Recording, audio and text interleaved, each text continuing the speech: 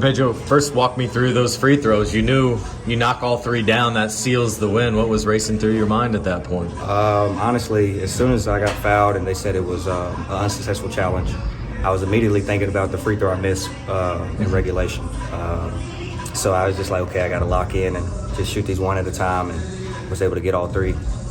What do you think about kind of how you end with playing +7 basically in overtime, and they didn't even score, so you ended the game on a 7-0 run? Yeah, it's. I think those like Elam endings, I think that's really exciting. I think it adds a lot more excitement to the game.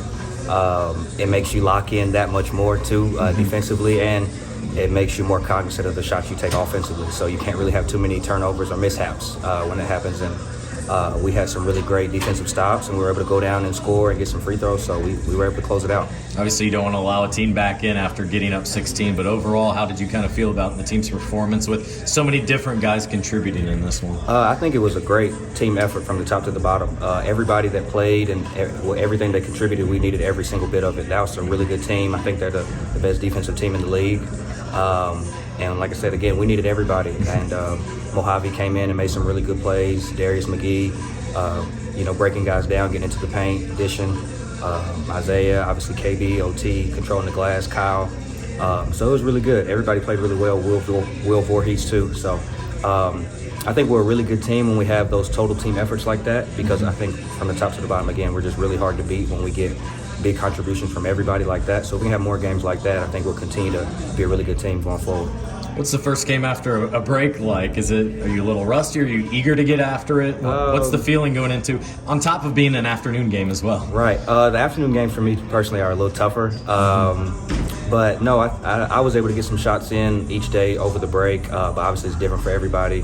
So I felt fine. I wanted to stay in rhythm, so each day, again, I was able to get shots up back home and kind of just stay at it. So when I came back here, I got in a couple days early, so I was able to get here and get on the court and again, just kind of stay at it. So that helped me out a lot. But I think some guys were a little tired, a little winded. Even I felt it a couple possessions, but I'm glad we were able to pull through though. How about individually for just you as a whole this season? What are some of the things that you're trying to emphasize and improve upon throughout the year?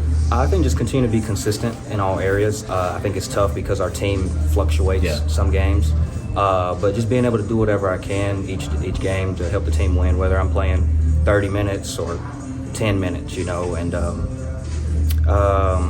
just being really solid defensively, continue to rebound, knock down shots when I get them, be able to score from the second side when the opportunity comes, or play make. So again, just being able to do a little bit of everything, and just again, whatever the team needs from me in whatever capacity, I'm able to do that. Is that kind of one of the hardest things in being on a team like this? There's going to be the inevitable changes, or a guy added in or not. Even though that's going to happen, right, it's still not as easy to adjust or plan for necessarily. Yeah, no, it's hard, but this is my third year in the G, and up to this point, honestly, I've seen and been everything. I've been the guy that doesn't play at all. I've been the guy that's been the leading scorer. And everything in between up to this point. So that kind of helps a little bit. It makes it a little easier, but again, it's still hard. But ultimately, you just have to trust your work and continue to be a professional and continue to be ready when your opportunity comes.